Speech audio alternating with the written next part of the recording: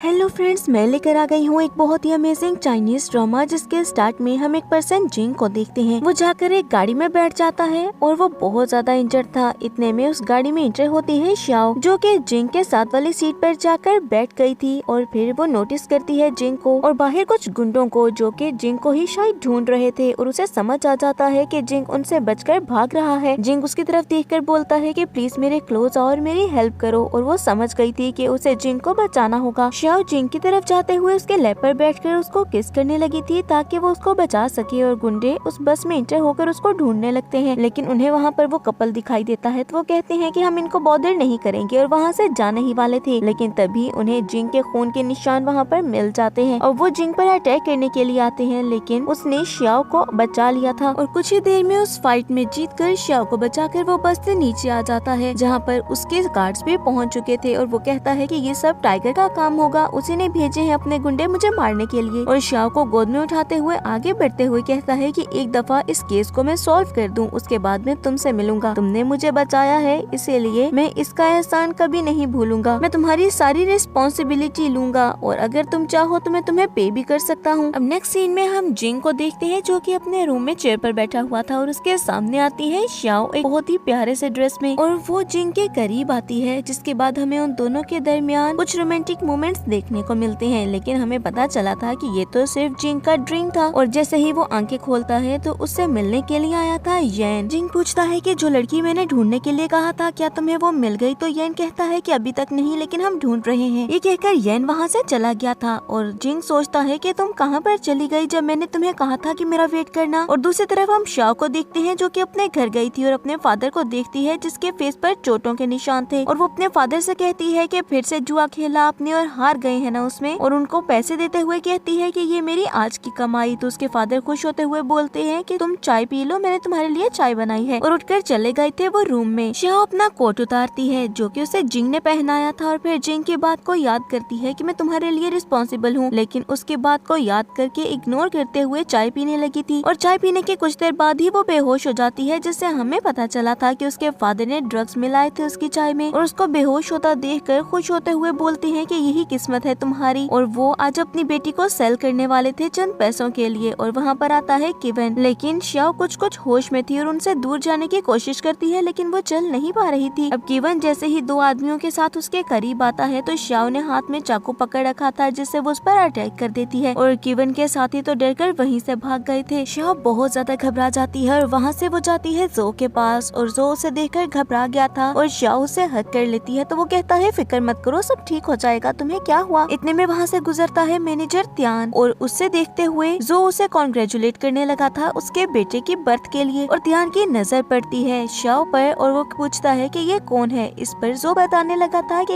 ये sweet heart है मेरी। और त्यान उसे हैंडशेक करता है। हैंडशेक करने पर शाओ को काफी ऑकवर्ड फील हुआ था, लेकिन वो अपनी फीलिंग्स को इग्नोर कर देती है, ये सोचते हुए कि शायद ज्यादा सोच रही है वो। और फिर वो उसे गुड बाय बोलते हुए जो के साथ चली जाती है, जहाँ पर जो उसे कहने लगा था कि तुम रोना बंद करो, मैं हूँ ना तुम्हारे साथ। और उसे पानी पिलाता है, जिसे पीने के बाद वो एक दफा फिर से बेहोश हो गई थी। और हमें पता चलता है कि जो ने ड्रग्स मिलाए थे उसके पानी में। जब शाओ को होश आता है तो वो एक रूम में मौजूद थी और उसके सामने आता है ध्यान, जिसको देख के हुए वो काफी ज्यादा घबरा जाती है। अब वो बेड पर बंधी हुई थी और वो वहाँ से उठ नहीं सकती। तो वो ध्यान से पूछती है कि क्या चाहते हो तुम? इस पर ध्यान कहता है कि क्या मतलब क्या चाहता हूँ मैं? देखो, जो कुछ प्रमोशन चाहिए था और उस प्रमोशन को हासिल करने के लिए उसने मुझसे डील की, क्योंकि मुझे तुम चाहिए थी, तो उसने तुम्हें मुझे बेचा और इसके बदले में उसे प्रमोशन मिल गया। नेक्स्ट मॉर्निंग शाओ वहाँ से जो के पास जाती है और उसे थप्पड़ मारते हुए कहने लगी थी कि कितने घटिया शख्स हो तुम। इस पर वो उसे कहता है कि तुम्हें क्या लगा कि मैं तुम्हारा ख्याल रखने वाला हूँ सारी जिंदगी? जब मुझे पावर और पैसा बिना किसी मेहनत के मिल सकता है तो फिर मैं उसके लिए मेहनत क्यों करूँ? और औरतें और लड़कियाँ हमेशा लड़ रही है मेरे लिए, जिनको यूज करते हुए मैं अपना फायदा हासिल कर सकूँ, इसलिए मुझसे ज्यादा उम्मीदें मत लगाना। और उसके बाद वो शाओ को बुली करते हुए उसे मारते हुए वहाँ से चला गया था। और शाओ अब जीने की उम्मीद ही छोड़ चुकी थी। और रात में हम उसे देखते हैं एक ब्रिज पर, जहाँ पर वो छलांग लगाने वाली थी पानी में और डिसाइड कर लेती है कि अपनी जान ले लेगी। वो छलांग लगाने की कोशिश करती है, लेकिन वो छलांग नहीं लगा पाती। इतने में उसे एक आवाज सुनाई देती है, जो कि थी जिंग की। और वो बोलता है कि क्या तुम मरना चाहती हो? मुझे नहीं लगता कि तुम्हें मरना चाहिए, क्यों जान लेना चाहती हो अपनी? देखो, क्या तुम जीना चाहती हो? और शाओ हाँ में सर हिलाती है। इस पर वो उसकी तरफ हाथ बढ़ाता है और शाओ शाओ जैसे ही उसकी तरफ मुड़ती है तो उसका पाँव स्लिप हो गया था, लेकिन इससे पहले कि वो नीचे पानी में गिरती जिंग आगे बढ़कर उसको बचा लेता है और जैसे ही छोड़कर पीछे की तरफ मुड़ता है तो शाओ जमीन पर बैठकर रोते हुए बोलने लगी थी कि तुमने मुझे क्यों बचाया। इस पर जिंग कहता है क्योंकि हम दोनों एक जैसे हैं और मैं चाहता हूँ कि तुम मरना छोड़ो। मरना तो बहुत आसान है और जीना मुश्किल, इसीलिए जीने के बारे में सोचो। और उसकी तरफ हाथ बढ़ाता है और पूछता है कि क्या तुम जीना चाहती हो, तो शाओ उसका हाथ थाम लेती है, जिसके बाद वो उसे लेकर गया था एक अजीब सी जगह पर जहाँ पर यन एक आदमी को पीट रहा था और उसके आने पर बोलता है कि सर यही है वो बंदा जिसने आपको धोखा दिया। और जिंग शाओ के हाथ में पिस्टल पकड़ाते हुए कहता है कि शूट कर दो इसको। तो वो पर्सन हंसते हुए कहता है कि अब लड़कियां कब से गुंडागर्दी करने लगी, लेकिन शाओ ने उस पर्सन को शूट कर दिया था और उस पर्सन की वहीं पर डेथ हो जाती है और शाओ के फेस पर खून के छींटे पड़ गए थे, जिसे रुमाल से साफ करते हुए जिंग कहता है कि अब से तुम मेरी टीम मेंबर हो, और ये कहते हुए वो रूम में चला गया था। और नेक्स्ट सीन में हम देखते हैं कि जिंग शाओ को बता रहा था कि वो उसे मार्शल आर्ट्स, शूटिंग और सारी वो टेक्निक सिखाएगा जिससे वो पावरफुल, स्ट्रॉन्ग और इंडिपेंडेंट बन सके और अगर कभी जरूरत पड़े तो अकेली फाइट भी कर सके। कुछ टाइम की ट्रेनिंग के बाद शाओ एक बहुत अच्छी फाइटर बन गई थी। जिस दिन वो एक अच्छी शूटिंग करती है और उसका निशाना बिल्कुल परफेक्ट लगता है तो वो खुशी से हंसने लगी थी। और फिर हम उसे देखते हैं जो कि बिल्कुल एक डॉन लेडी लग रही थी और जाकर बैठती है चेयर पर जहाँ पर उसके कुछ गार्ड्स भी खड़े थे और उसके कुछ सर्वेंट्स भी। और एक विलन इवल फेस बनाकर वो बोलती है कि मैं बदला लेने के लिए वापस आ गई हूँ त्यान और जो तुम दोनों ने जो मेरे साथ किया उसका हिसाब मैं लेकर रहूंगी, मेरा इंतजार करना। कुछ टाइम बाद जिंग जाता है एक क्लब में और सब लोगों को देखते हुए कहने लगा था कि यन क्या यहाँ पर सब लोग मौजूद हैं? और यन बताता है कि जी सब लोग मौजूद हैं। इतने में वहाँ पर आ गई थी शाओ जो कि आकर चेयर पर बैठती है और उन सब लोगों को धमकाने लगी थी। इस पर यन बोलता है कि ये तो टाइगर का गैंग है, आप जानते हैं ना कि मिस शाओ को खतरा हो सकता है यहाँ पर। लेकिन जिंग बिल्कुल भी नहीं घबराता, बल्कि शाओ को देखकर उसके फेस पर स्माइल आ गई थी। एक पर्सन आकर शाओ से बदतमीजी करने की कोशिश करता है, लेकिन वहीं पर फाइट स्टार्ट हो जाती है और फाइट खत्म होने के बाद शाओ आगे बढ़ते हुए ऑर्डर्स देती है कि इनको लटका दो जाकर। जब इनको चौराहे पर लटकाया जाएगा तो सबको समझ आ जाएगा कि हमारे साथ धोखा करने का अंजाम क्या होता है। नेक्स्ट मॉर्निंग हम शाओ को देखते हैं जो कि एक रेस्टोरेंट पर बैठी हुई थी और वहीं पर आता है जो अपनी गर्लफ्रेंड शिन के साथ। तो शिन कहती है कि ये तुम्हारी एक्स फियांसे है ना। इस पर जो हंसते हुए कहने लगा था कि हाँ, बेचारी भीख मांग रही थी मुझसे कि मैं इससे शादी कर लूं, लेकिन अब तो मुझे लगता है कि ये किसी की मिस्ट्रेस बनकर रह रही है, लेकिन पहले से प्यारी हो गई है ना। अब तो मैं चाहता हूँ कि इसके साथ कुछ नाइट स्पेंड कर ही लूं, मैं तुम्हें इसके लिए डबल पे करूंगा। और वो जैसे ही शाओ के फेस को टच करता है तो वहाँ पर आ गया था जिंग कुछ लोगों के साथ और वो जो पर अटैक करते हुए उसे पीटने लगता है और फिर शाओ आगे बढ़ती है और बिल्कुल वैसे ही उसे बुली करती है जैसे कि कुछ टाइम पहले जो ने उसे किया था। और फिर जिंग को कहती है कि मैंने डिसाइड कर लिया है, ये मरने की विश मांगे यही सजा होगी इसकी। और फिर उसे नेकेड करके एक केज में बंद कर देते हैं चौराहे पर, जहाँ पर सब लोग ही उसके पिक्चर्स बना रहे थे और उसे बुली कर रहे थे। और गाड़ी में बैठे जिंग और शाओ उसे देखते हैं, जिस पर जिंग बोलता है कि एक विलन को इस हाल में देखना बहुत ही सुकून देता है मुझे जब वो खुद मरने की विश करे। और फिर वो पूछता है शाओ से कि अब तुम कहाँ जाना चाहती हो, तो वो कहती है कि मैं अच्छे मूड में हूँ, कहीं भी ले जाओ। शाओ वहाँ से जाती है टेम्पल पर जहाँ पर वो प्रे करती है और जैसे ही बाहर आई थी तो जिंग से बोलती है कि तुम प्रे करने के लिए क्यों नहीं गए। इस पर जिंग उसे कहता है मुझे इस सब पर यकीन नहीं, क्या फायदा इस सब का। और वो उसे समझाने लगी थी कि प्रे करने से तुम्हारी जान बच सकती है। इस पर वो कहता है कि जिन लोगों को मैंने मारा उनकी जान क्यों नहीं बचा पाई ये प्रेइंग्स। शाओ से ज्यादा बहस नहीं करती और जाकर गाड़ी का दरवाजा खोलकर बैठने ही वाली थी, जिस पर उन दोनों के हाथ टच होते हैं क्योंकि सेम टाइम पर जिंग भी गाड़ी का दरवाजा खोलने वाला था। और फिर वो शाओ के क्लोज जाता है और अचानक से गाड़ी में बैठ गया था और शाओ स्माइल करते हुए गाड़ी में बैठ जाती है। और दूर खड़ी सू जो कि उनको देख रही थी गुस्से में बोलती है कि मुझसे जिंग को छीनने की कोशिश कर रही हो तुम। नेक्स्ट सीन में हम सू को देखते हैं जो कि अपने आदमियों को बोलती है उसके पास जो को लाने के लिए। और जो जैसे ही उसके पास आता है तब वो उसे ऑफर देती है, क्या तुम बदला लेना चाहते हो उस लड़की शाओ से। तो जो कहता है कि मुझे बस एक चांस दे दे, मैं उस लड़की को बर्बाद कर दूंगा। सू उसे कहती है कि उसे मार दो और जो इसके लिए भी मान गया था। शाओ किसी काम के लिए निकलती है लेकिन गाड़ी में कुछ अजीब सी स्मेल होने की वजह से वहीं पर बेहोश हो गई थी। और जब उसे होश आता है तो एक गोदाम में वो बंधी हुई थी और अपने सामने जो को देखकर बोलती है कि बदला लेना है तुम्हें मुझसे, क्या तुम्हें डर नहीं है कि तुम्हें जिंग जिंदा नहीं छोड़ेगा। इस पर जो कहता है कि डरता नहीं हूँ मैं किसी से। और शाओ के सामने जाकर उसको पीटने लगा था लेकिन हाथ बंधे होने की वजह से शाओ कुछ भी नहीं कर पाती। अब क्योंकि उसे हवा में लटकाया गया था वहाँ से उतार कर जो उसे लाता है चेयर पर और उसके क्लोज आने की ट्राई करता है। इस पर शाओ से फिर से बोलती है कि कि जिंग तुम्हारे पास आया तो जिंदा नहीं छोड़ेगा। जो फिर से कहता है कि मैं उसे नहीं डरता। इतने में एक पर्सन अंदर आता है जिसके आने पर जो घबरा गया था और दूसरी तरफ श्याओ को टाइम मिल जाता है अपनी रस्सी काटने का और वो सीक्रेट कटर से अपनी रस्सी को काटने लगती है। जो का जैसे ही उस पर दोबारा ध्यान जाता है और उसे वो बात करने की ट्राई करता है तो उस पर श्याओ ने अटैक कर दिया था और वहाँ से भागने ही वाली होती है कि जो के आदमी आ जाते हैं उसके सामने उसको रोकने के लिए, लेकिन इतने में वहाँ पर गोलियां चल गई थी क्योंकि आ जाता है जिंग श्याओ को बचाने के लिए। आगे बढ़ते हुए जिंग ने अपना कोट उतार कर श्याओ को पहना दिया था और फिर उसके आदमी पकड़ लेते हैं जाकर जो को, और जो को पीटने के बाद वो वहाँ से जाने ही वाले थे कि अचानक से मौके का फायदा उठाकर जो अटैक करने वाला होता है जिंग पर कि उसे देख लेती है श्याओ और जिंग को बचाने के लिए वो खुद उसके सामने आ जाती है और वो वार जो कि जिंग पर आने वाला था वो खुद अपने ऊपर ले लेती है। अब चाकू के वार से वो बहुत ज्यादा इंजर्ड हो गई थी। येन उसे संभालता है और जिंग आगे बढ़कर जो को पीटने लगा था। इतने में वो देखता है कि श्याओ बेहोश हो गई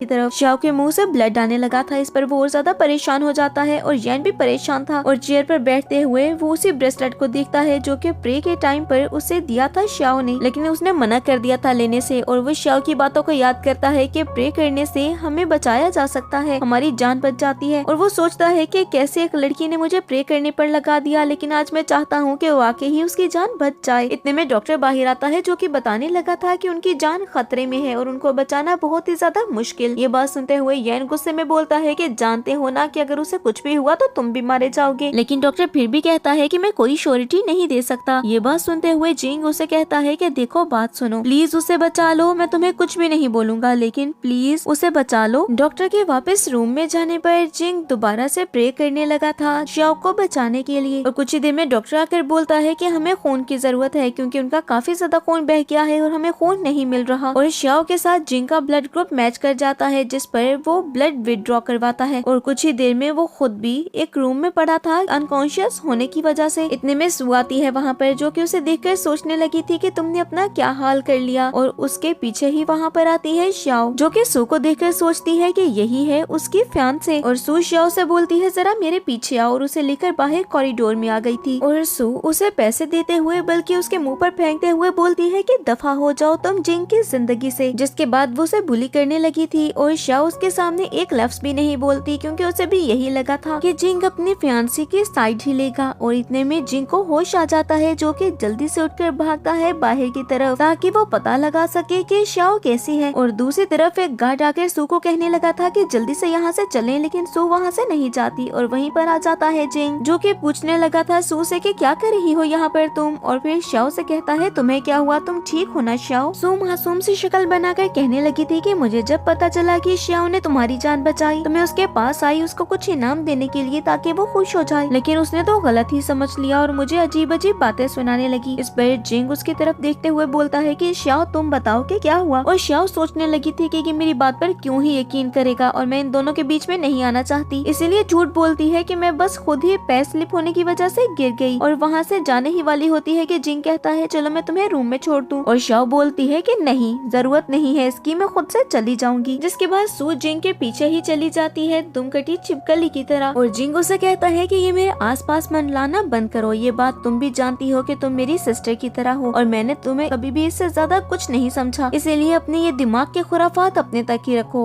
इतने में येन वहाँ पर आकर उसे बताता है कि श्याओ कहीं पर चली गई है हॉस्पिटल से। जिंग जाता है श्याओ को ढूंढने के लिए और उसे बोलता है कि मेरी परमिशन के बगैर तुम हॉस्पिटल से क्यों आई। इस पर श्याओ कहती है कि मैं तुम्हारे और सू के दरमियान नहीं आना चाहती, तुम दोनों एंगेजमेंट करने वाले हो ना। और जिंग बताने लगा था कि ये सिर्फ दो कंपनीज के बीच में एक कॉन्ट्रैक्ट है, इसके अलावा कुछ भी नहीं, तुम इसके बारे में क्या सोचती हो। और श्याओ कहती है कि मेरे पास कोई राइट नहीं है कि आपकी पर्सनल लाइफ के बारे में कुछ सोचूं। ये कहते हुए वहाँ से जाने ही वाली थी कि जिंग उसका हाथ पकड़ते हुए उसे दीवार से पिन कर देता है और उसे बताता है कि मैंने आज तक किसी के लिए प्रे नहीं की, लेकिन तुम्हारी जान बचाने के लिए प्रे की है मैंने। श्याओ अभी भी सेटिस्फाइड नहीं थी। इस पर जिंग बोलता है कि मैं कल ही अपनी एंगेजमेंट खत्म कर दूंगा। जिसके बाद वो श्याओ को किस करने लगा था और सू ये सब देखकर हंसते हुए बोलती है कि आखिर तक खेलना चाहती हो तुम मेरे साथ श्याओ। नेक्स्ट सीन में हम श्याओ को देखते हैं जो कि हॉस्पिटल के बेड पर ही थी और नर्स उसे ड्रिप लगाकर वहाँ से बाहर जाती है और फिर कुछ लोगों को बुलाने लगी थी और श्याओ थी बेहोश। अब वो लोग उसे एक रूम में लेकर जाते हैं जहाँ पर सू पहले से मौजूद थी और वो कहती है कि तुम लोग बाहर जाओ, मैं खुद जलाना चाहती हूँ इसे। और सबके जाने के बाद श्याओ के ऊपर पेट्रोल डालते हुए वो आग जला देती है और कुछ ही देर में वहाँ पर पहुँचता है जिंग जो कि बच्चों की तरह रोने लगा था सामने उसको जलता देखकर। अब वो उसको बचाने की ट्राई भी करता है लेकिन ऐसे जलती आग को वो कैसे ही बुझा सकता था, सब कुछ तो जल चुका है वहाँ पर अब। और यन के वहाँ से जाने के बाद वहाँ पर आती है श्याओ जो कि हंसते हुए कहती है अरे जिंदा हूँ मैं, रोना बंद करो। और उसे देखते हुए जल्दी से उसे हक करके जिंग बोलता है कि तुम्हें क्या हुआ, मुझे बताओ ये सब कैसे हो गया, तुम्हें मजाक लग रहा है, तुम हंस क्यों रही हो। इस पर श्याओ हंसते हुए कहती है अरे मुझे पहले ही उस नर्स पर शक हो गया था, जब वो ड्रिप लगाकर बाहर गई तो मैंने खुद ही अपना कनोला निकाल दिया था ताकि मुझ पर उस मेडिसिन का असर ना हो सके। फिर मुझे उस रूम में ले जाया गया जहाँ पर सू ने सबको ऑर्डर्स दिए बाहर जाने के और मुझ पर पेट्रोल छिड़का, लेकिन जैसे ही वो आग जलाने वाली थी तो मैंने उसका हाथ पकड़ लिया। और हम देखते हैं कि वो हाथ पकड़ लेती है सू का और कहती है कि मुझे जलाना चाहती हो, इतनी भी क्या जल्दी है सू, और सू पर अटैक करती है। और जब सू को होश आया था तो सू वहीं पर बंधी हुई थी और श्याओ उसके ऊपर पेट्रोल छिड़कते हुए बोलती है कि अब बारी है तुम्हारी, और लाइटर जलाकर जैसे ही उसके करीब लेकर जाती है तो इस पर सू चीखने लगी थी कि देखो श्याओ मेरी बात सुनो, देखो मुझसे गलती हो गई, मुझे माफ कर दो, मैं ऐसा दोबारा कभी नहीं करूंगी, मैं तुम्हारी जिंदगी में कभी वापस नहीं आऊंगी, मैं यहाँ से चली जाऊंगी। और इस वक्त की जान बचाने के लिए वो जो बोल सकती थी उसने वो सब बोला। और श्याओ लाइटर उसके बिल्कुल करीब ले जाते हुए पीछे हटाते हुए कहती है कि चलो ठीक है, तुम्हें माफ कर दिया। और जिंग वो ये बात सुनते हुए श्याओ को फिर से हक कर लेता है और कहता है तुमने तो मुझे डरा ही दिया था, तुम जानती हो मैं कितना ज्यादा परेशान हो गया था कि मैंने तुम्हें खो दिया। और उसे किस करते हुए कहता है कि चलो मेरे साथ। इस पर श्याओ कहती है कि कहाँ पर, और वो कहने लगा था कि मैं तुमसे अभी शादी करना चाहता हूँ। नेक्स्ट सीन में हम श्याओ को देखते हैं जो कि उसके सामने काफी ड्रेसेस पहन कर आती है और मॉडलिंग करती है। इस पर वो चूज करने वाला था कि कौन सा ड्रेस उस पर सबसे ज्यादा सूट करेगा। और फिर जैसे ही वो ब्लैक ड्रेस पहन कर आती है तो जिंग को वो ड्रेस बहुत ही ज्यादा पसंद आया था और श्याओ को लेकर चला जाता है वो रूम में जहाँ पर वो दोनों एक दूसरे को किस करने लगते हैं और उनमें कुछ रोमांटिक मोमेंट्स हमें देखने को मिलते हैं। और फिर वो दोनों एक दूसरे को हक करके लेटे हुए थे और तभी जिंग कहता है कि ओल्ड मैन की बर्थडे आ रही है तो मैं तुम्हें उनसे मिलवाने के लिए ले जाऊंगा। इस पर वो कहती है कि क्या वो मुझसे मिलना चाहेंगे, तो जिंग कहता है कि बिल्कुल। कुछ टाइम बाद हम श्याओ को देखते हैं जो कि उसे बैंक्वेट पर गई थी और वहीं पर सू ओल्ड मैन के साथ जाती है जहाँ पर ओल्ड मैन चेयर पर बैठ जाते हैं और सू उनकी चापलूसी करने लगी थी। और इस पर ओल्ड मैन तो यही समझ रहे थे कि सू पता नहीं कितनी सकी है उनकी। और श्याओ जैसे ही बैंक्वेट पर पहुँचती है तो गार्ड्स ने उसे रोक लिया था और ये सब भी सू के ऑर्डर्स पर ही हो रहा था। इस पर श्याओ उन गार्ड से बहस करती है और काफी ज्यादा बहस करने के बाद वो गार्ड्स उसे इंटर होने देते हैं। और दूसरी तरफ सू तो ओल्ड मैन को बहका चुकी थी और भड़का भी चुकी थी कि मुझे लगता है कि जिंग के वुमेन ने आपके बैंक्वेट को सीरियस नहीं लिया। अब जैसे ही श्याओ वहाँ पर आती है तो सू बोलती है कि देखा आ तो गई लेकिन इतना लेट, कोई परवाह नहीं है इसे आपकी ओल्ड मैन। और ओल्ड मैन उसे बैठने का इशारा करते हैं तो वो बैठने के लिए एक सीट की तरफ जाने लगी थी तो सू कहती है कि ये वीआईपीज़ की सीट है, तुम यहाँ पर नहीं बैठ सकती, चाहती हो तो वो दूसरी सीट पर जाकर बैठ जाओ। लेकिन श्याओ भी वहाँ से नहीं जाना चाहती थी इसीलिए वो मना करती है और सब लोग कहने लगे थे कि तुम्हारी औकात क्या है, नखरे देखो कैसे दिखा रही है ये। और ओल्ड मैन भी गुस्से में आ गए थे तो सू फिर से उनके करीब जाते हुए बोलती है कि आप गुस्सा मत करें, इसे तो मैं समझा दूंगी, बस ये बड़े घर में कभी आई नहीं, कभी बड़े लोगों में बैठी नहीं तो इसे क्या पता। तभी वहाँ पर आता है जिंग जो कि ऊंची आवाज में बोलता है कि मेरी वुमेन कोई आम लेडी नहीं है कि जिसको कहीं भी तुम बिठा दो या उसके ऊपर उंगलियां उठाओ। वो आकर श्याओ को हक करता है तो इस पर सब लोग कहने लगे थे कि तुमने इसका कोई भी टेस्ट नहीं लिया और इसे अपनी डेस्टिनी में शामिल कर लिया। तो येन बताने लगा था कि हमने टेस्ट लिया और वो ओल्ड मैन को कुछ प्रूफ भी दिखाते हैं कि सबसे पहले उन्होंने श्याओ को कुछ स्किल्स सिखाई, जिसके बाद जैसे ही जिंग पर अटैक हुआ तो श्याओ ने वो वार अपने ऊपर लेकर उसकी जान बचा ली। अभी वो ये सारे प्रूफ्स दे ही रहे थे कि तभी सू बोलती है कि ये डिसलॉयल है, मैं साबित कर सकती हूँ। और फिर वो पिक्चर्स लेकर आती है कि जिस टाइम पर जो ने उसे बेचा था त्यान को। उन पिक्चर्स को देखते हुए श्याओ फिर से फ्लैशबैक्स को याद करती है और जैसे ही जिंग उन पिक्चर्स को देखता है तो कहता है कि ये पिक्चर्स, और वो बहुत ज्यादा घबरा गई थी कि अब वो क्या बोलेगा। इस पर वो कहता है कि बहुत ज्यादा प्यारी है और सब लोग कहने लगे थे कि जिंग तुम क्या पागल हो गई हो, क्या बेवकूफाना बातें कर रहे हो, कितनी घटिया पिक्चर्स है ये। अब सू उसका रिएक्शन देखते हुए कहने लगी थी कि जिंग क्या तुम्हें जरा भी ख्याल नहीं है अपनी इज्जत का, इसने तो सब कुछ बर्बाद कर दिया। और श्याओ बताने लगी थी कि वो आदमी मेरा दुश्मन है, मुझे मिल जाए तो जान से मार दूंगी उसे। जिस पर सू बोलती है कि तुम उस पर्सन को ढूंढो और उससे कन्फेस करवाओ कि उसने तुम्हारे साथ गलत किया और उसने तुम्हारी पिक्चर्स ली तुम्हारी विल के खिलाफ, और अगर तुम ये नहीं कर पाई तो हम ये मान लेंगे कि तुम धोखा दे रही हो हमारी फैमिली को और जिंग को। और वो बार बार उसे प्रोवोक करने की कोशिश कर रही थी, जिस पर शाओ उस पर अटैक करती है, लेकिन सब लोग कहने लगे थे कि ये एक नोबल फैमिली से है, तो शाओ उसे छोड़ते हुए बोलती है ठीक है, फिर मेरा भी एक क्वेश्चन है, तुम्हारे पास क्या प्रूफ है कि मेरा अफेयर था किसी आउटसाइडर के साथ? और सब लोग कहते हैं कि शाओ बिल्कुल ठीक कह रही है, अगर इसका अफेयर था तो फिर सू को साबित करना होगा, वरना वो इल्जाम नहीं लगा सकती ऐसे। और सू कुछ गार्ड्स को बुलाती है जिनके हाथ में गन्स थी, और जैसे ही वो जिंग को देखते हैं तो वो सिर झुकाकर नीचे बैठ जाते हैं, और जिंग कहता है कि मेरे पास है वो आदमी,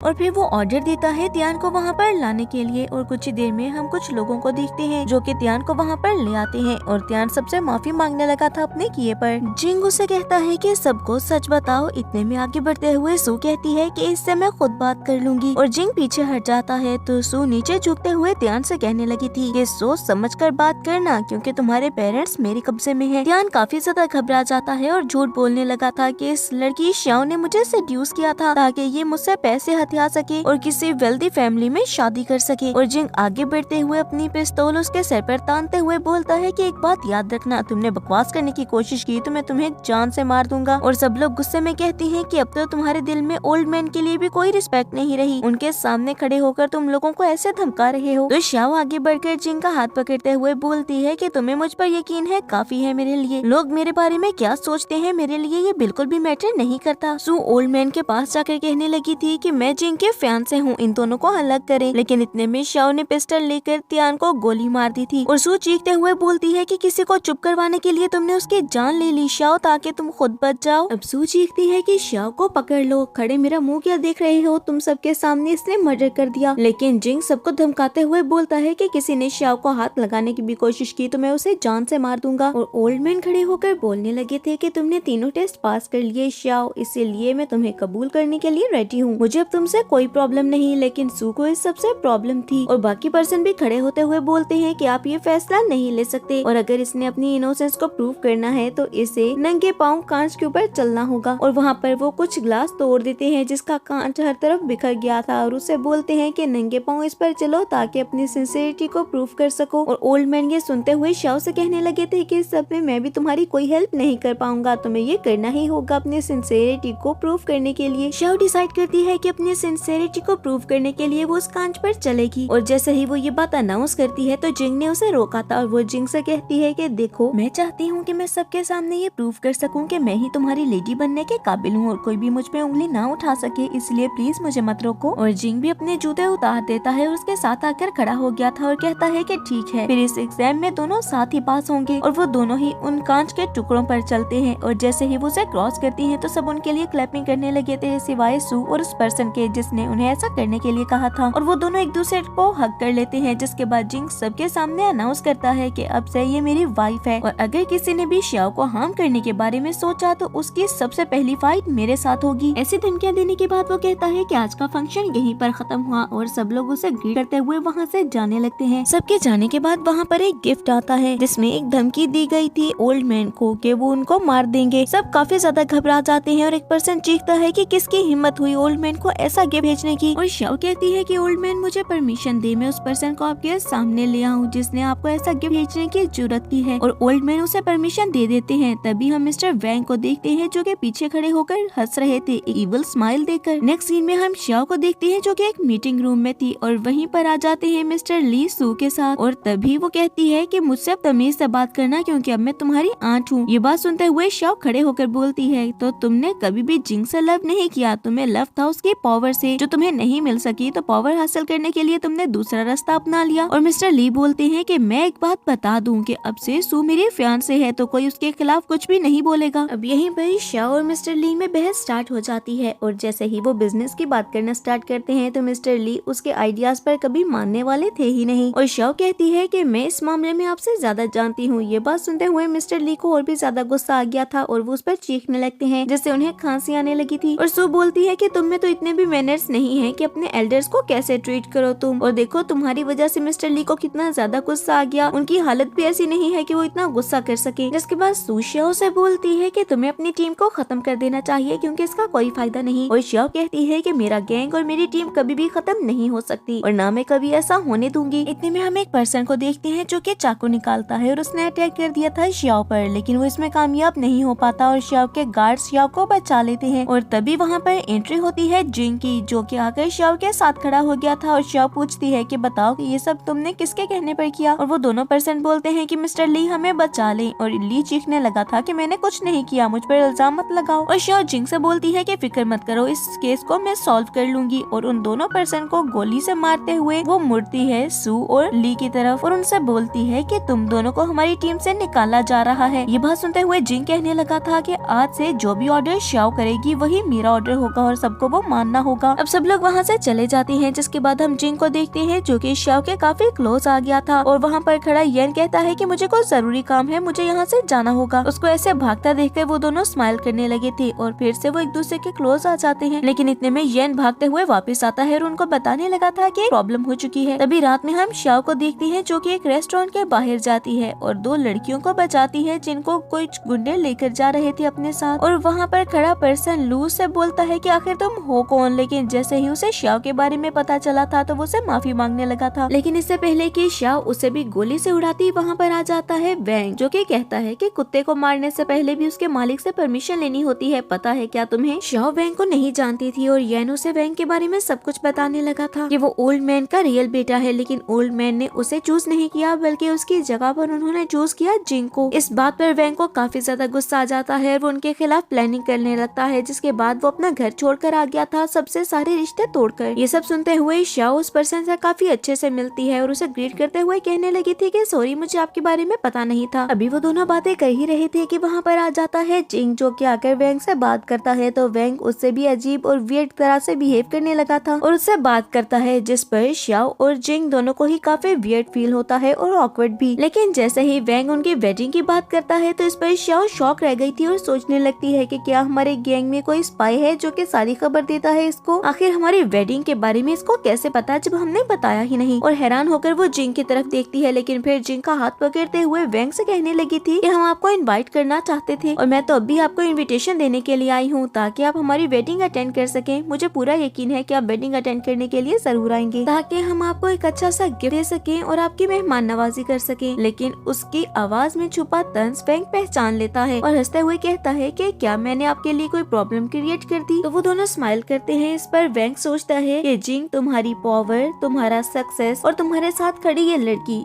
सब कुछ मेरा है और एक दिन में हासिल कर लूंगा। अब उसने वो रेस्टोरेंट भी जला दिया था, जिस पर लू शॉक रहता है कि आखिर इसने ये क्या कर दिया, यही तो कमाई का जरिया था उनकी। लेकिन वैंग के दिमाग में क्या खुराफात चल रहे हैं ये भी कोई भी नहीं जान सकता। वैंग के जाने के बाद वहाँ पर खड़ी लड़कियाँ श्याओ से रिक्वेस्ट करने लगी थी कि प्लीज हमें बचा लें और यहाँ से दूर ले जाएं। श्याओ उन दोनों लड़कियों को अलग नाम देती है जो कि था शेन और चेन, और उनसे बोलती है कि तुम दोनों को स्ट्रॉन्ग बन के रहना होगा ताकि कभी भी किसी पर डिपेंड ना कर पाओ। और उसके मोटिवेट करने पर वो दोनों शेन और चेन उठती हैं और हाथ में डंडा उठाकर लू को पीटने के लिए चली गई थी। और लू को पीटने के बाद दोबारा से श्याओ के कदमों में आकर बैठने ही वाली थी जब श्याओ कहती है कि आज से तुम किसी का खिलौना नहीं हो, तुम मेरे साथ चलोगी जहाँ पर मैं तुम्हें ट्रेनिंग दूंगी कि किसी से फाइट कैसे करनी है। और फिर श्याओ शेन और चेन दोनों को लेकर आगे चल पड़ती है और जिंग भी उनके साथ था। रात में हम श्याओ और जिंग दोनों को रूम में देखते हैं जो कि डिस्कस कर रहे थे वैंग के बारे में। और श्याओ कहती है कि हमें उस पर नजर रखनी होगी। इस पर जिंग कहता है कि वो ओल्ड मैन का बायोलॉजिकल बेटा है, मुझे उसके खिलाफ सारे एविडेंस इकट्ठे करने होंगे ताकि मैं उसका कसूर साबित कर सकूं। और दूसरी बात, मुझे पूरा यकीन है कि वो शादी में कोई ना कोई प्रॉब्लम क्रिएट करने की जरूर कोशिश करेगा, लेकिन ओल्ड मैन वहाँ पर होंगे तो मुझे लगता है कि शायद ओल्ड मैन ऐसा ना होने दे, लेकिन फिर भी हमें चौकन्ना रहना होगा। और नेक्स्ट मॉर्निंग हम देखते हैं कि उनका वेडिंग डे आ चुका था। जिंग और श्याओ बहुत ही अच्छा सा रेडी होकर स्टेज की तरफ बढ़ते हैं और चर्च के सीट्स पर सभी लोग बैठे हुए थे। इतने में वहाँ पर आते हैं मिस्टर ली और वो उन दोनों को टोस्ट ऑफर करने लगे थे, जिस पर उन दोनों के फेस पर स्माइल आ जाती है। जिंग उनसे बोलता है कि क्या चाहते हैं आप। तो ली काफी ज्यादा गुस्से में आ गया था और उसके हाथ में पकड़ा बाउल वो जोर से नीचे जमीन पर फेंकते हुए चीखने लगता है। और श्याओ और जिंग समझ गए थे कि उनका शक बिल्कुल ठीक था, ली भी यहाँ पर सिर्फ तमाशा करने के लिए ही आया है। जिंग कहता है कि ली यहाँ पर तुम सिर्फ तमाशा करने के लिए आए हो, तो ली कहता है कि बिल्कुल मैं भी देखना देखता हूँ कि कैसे करते हो तुम ये शादी। और सू भी स्माइल करते हुए सबके सामने आ गई थी, क्योंकि अब सबके सामने वो तमाशा करना चाहती थी, क्योंकि उन सबका ही प्लान था जिंग और श्याओ की शादी में कोई ना कोई प्रॉब्लम क्रिएट करना। और वो सबके सामने बोलती है कि मैं तुम्हारे साथ बड़ी हुई हूँ जिंग, और आज इस जगह पर श्याओ की जगह मुझे होना चाहिए था, लेकिन ये लड़की कौन है और क्या बैकग्राउंड है इसका, क्या बता सकते हो तुम? अब श्याओ स्माइल करते हुए बोलती है कि देखो, अगर तुम सब अपनी गलती मान जाओ तो तुम्हें माफी मिल सकती है। अब वही गन लेकर शहना जाती है, और चैन तो पहले से ही वहाँ पर मौजूद थी, और सारे गार्ड्स आकर उन लोगों को पकड़ लेती हैं और पकड़कर वहाँ से ले गए थे। और उनके जाने के बाद श्याओ सबसे अपोलोजाइज करती है ताकि वो वेडिंग सेरेमनी स्टार्ट कर सके। फादर भी वहाँ पर आ जाते हैं, और इससे पहले कि वेडिंग सेरेमनी स्टार्ट होती है वहाँ पर एंट्री होती है बैंक की, जिसको देखते हुए जिंग अपने गुस्से को कंट्रोल करता है और सोचने लगा था कि ये सारे ड्रामे क्या मेरी ही वेडिंग में होने हैं। बैंक भी आकर वहाँ पर तमाशा करना स्टार्ट कर देता है, और श्याओ बोलने लगी थी कि देखो, अगर तुम एम्बेरस नहीं होना चाहते तो ये सब करना बंद कर दो और हम तुम्हें माफ कर देंगे। लेकिन वैंग उन्हें धमकी देता है कि मैं तुम्हें जान से मार दूंगा। इस पर जिंग गुस्सा करता है। तो वैंग ने दिखाया था कि वो अपने साथ बॉम्ब लेकर आया है, और कहता है कि अगर जिंदा बचना चाहती हो तो अपने सारे साथियों को स्टेज पर बुलाओ। तो जिंग अपने सारे साथियों को स्टेज पर बुला लेता है। दूसरी तरफ वैंग के गार्ड्स गन्स लेकर आ गए थे, और वैंग गन्स लेकर उनके ऊपर अटैक कर देता है और फायर करना स्टार्ट कर देता है। श्याओ और जिंग एक जगह पर जाकर छुपते हैं, जहाँ पर श्याओ कहने लगी थी कि तुम्हें अपना ख्याल रखना होगा, क्योंकि अगर तुम्हें कुछ हो गया तो जिंदा मैं भी नहीं रह पाऊंगी। जिंग यैन को ऑर्डर देता है कि इसे यहाँ से निकालो, और यैन श्याओ को लेकर वहाँ से बाहर की तरफ जाता है, लेकिन श्याओ जाने से इनकार कर देती है। जिंग अब गोलियां चला रहा था, और इसी में हम देखते हैं कि उसे कुछ गोलियां लग गई थी। तभी सू मौके का फायदा उठाकर उस पर अटैक कर देती है, और उसके गोली लगने की वजह से जिंग वहीं पर गिर गया था। ये देखते हुए श्याओ चीखने लगती है, लेकिन यैन उसे आगे नहीं बढ़ने देता और उसे लेकर वहाँ से चला गया था। वैंग, सू, ली और बाकी सारे उनके साथी वहाँ पर जमा हो जाते हैं और हंसते हुए कहने लगे थे कि ये मर गया। सू हंसती है, लेकिन इस पर वैंग उससे गुस्सा करते हुए कहने लगा था कि तुम्हें किसने कहा तुम इसको मारो, ये मेरा भाई है, इसे मारने का हक सिर्फ मैं रखता था। और गुस्से में वो सू पर अटैक करते हुए उस पर भी गोली चला देता है, जिस पर वो जमीन पर गिर गई थी। और दूसरी तरफ हम देखते हैं श्याओ को, जो कि रास्ते में जाते हुए जिंग के साथ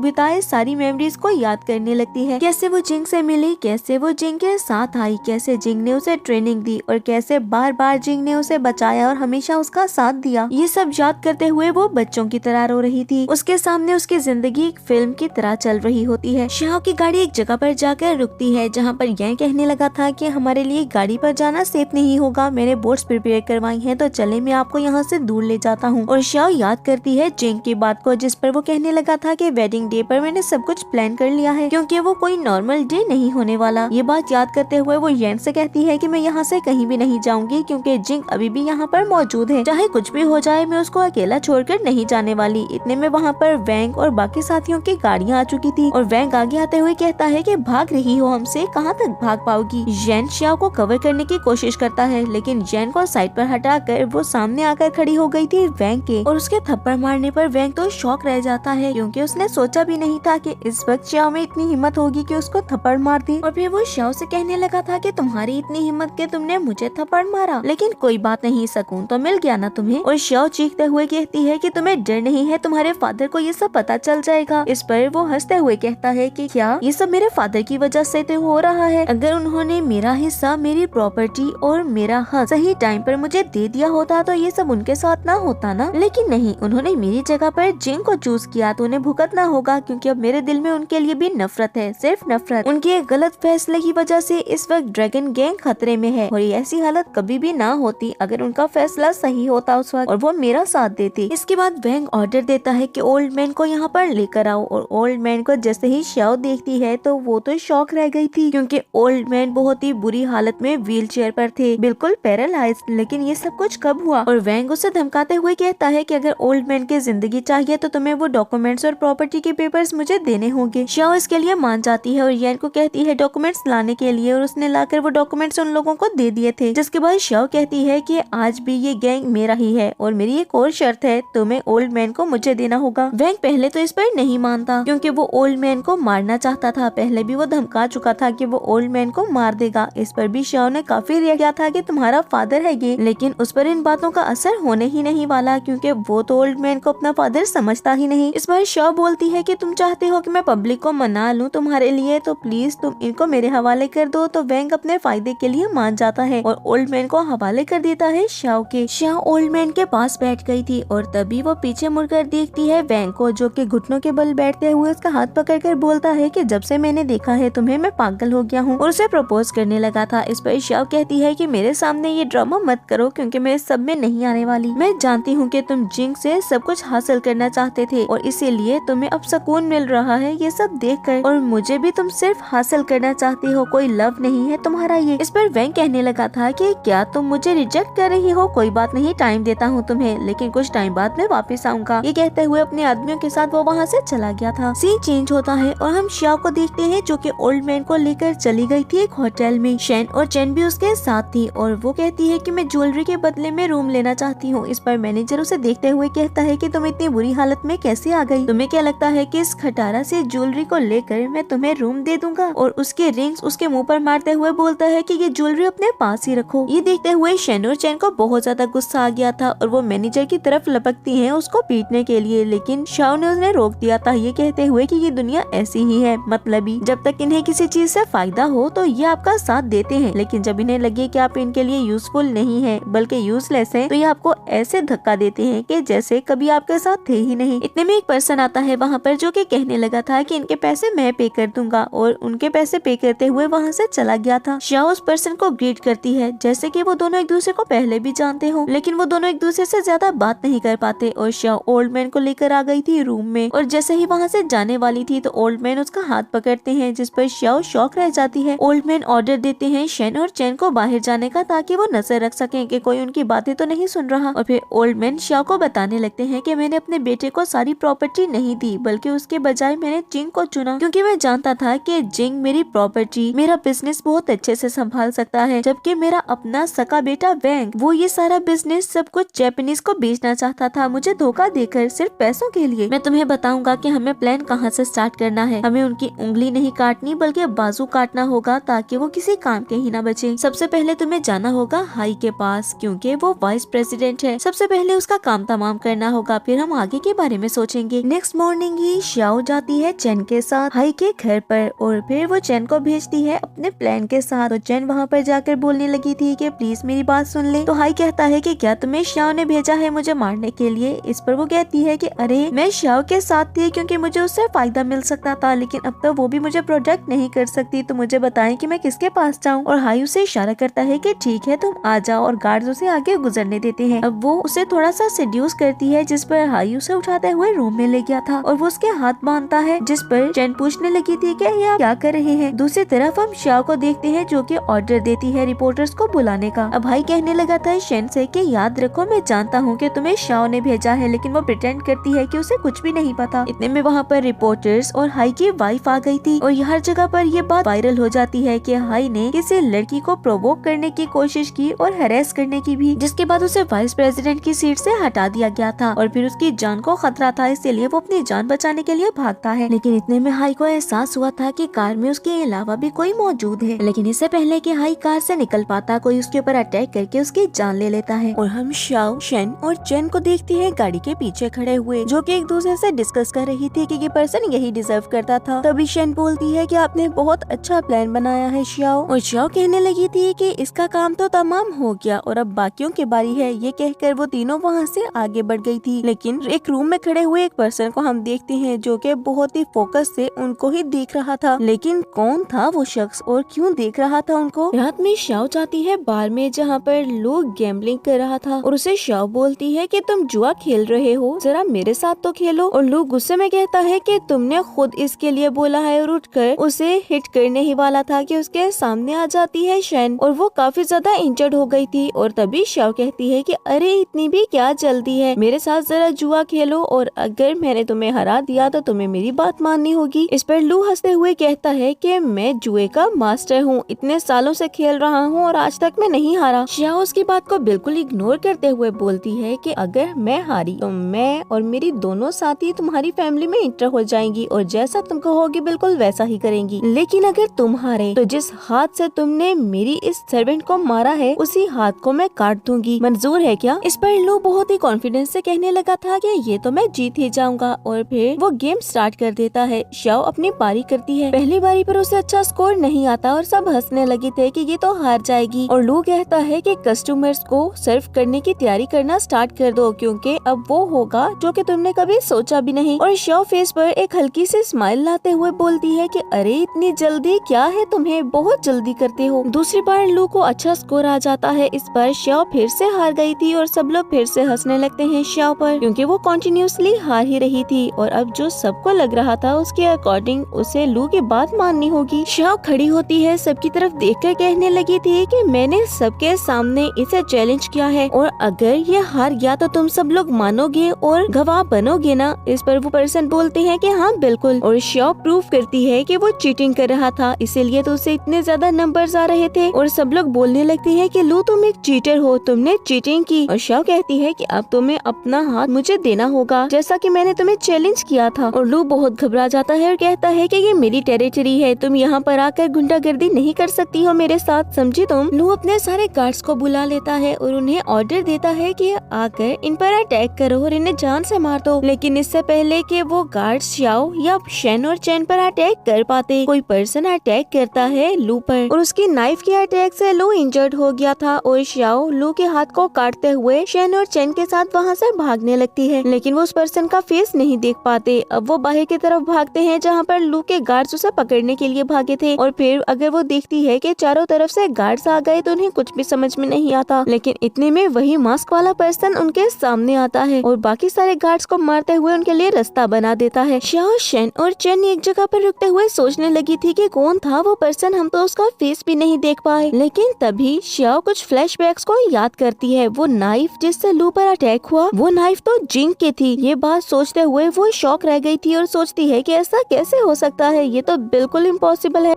लेकिन तभी दीवार की दूसरी तरफ हम जिंग को देखते हैं जो कि विंडो से उनको देख रहा था। वो वहीं पर मौजूद था हमेशा से शाओ को प्रोटेक्ट करने के लिए। शाओ वहाँ से वापस गई थी, लेकिन जैसे ही वो रूम में एंटर करने वाली होती है तो उसे कुछ ऑकवर्ड फील हुआ था और गन्स लोड करके वो तीनों एंटर करती है रूम में जहाँ पर वैंग और उसके आदमी पहले से मौजूद थे। वैंग के कहने पर शाओ अपनी गन नीचे गिरने ही वाली होती है कि तभी ओल्ड मैन बोलते हैं कि मैं तुम्हें हारते हुए नहीं देखना चाहता, तुम जिंग की वाइफ हो। और खुद वैंग के सामने आ जाते हैं, जिस पर वैंग ने उन पर अटैक कर दिया था और वो नीचे जमीन पर गिर जाते हैं और शायद उनकी डेथ भी हो चुकी थी। लेकिन वैंग सामने देखता है तो वहाँ पर ना ही शाओ थी और ना ही शेन और चैन। वो तीनों जाकर गाड़ी में बैठने ही वाली होती हैं। जैसे ही शाओ गाड़ी में बैठती है तो इतने में वैंग वहाँ पर आ गया था जो कि शेन और चैन पर अटैक करता है और गोली लगने की वजह से वो दोनों वहीं जमीन पर गिर गई थी और एक पर्सन गाड़ी ड्राइव करने लगा था। लेकिन शाओ को तो इस वक्त किसी चीज की परवाह नहीं थी सिवाय शेन और चैन के। लेकिन कुछ ही देर में गाड़ी वैंग की पहुंच से दूर चली गई थी। नेक्स्ट सीन में हम शाओ को देखते हैं जो कि एक रूम में मौजूद थी और वहीं पर आता है जिंग। तो वो उसे थैंक्स करते हुए कहती है कि क्या मैं आपका पूरा नाम जान सकती हूँ। तो वो उसे कहने लगा था कि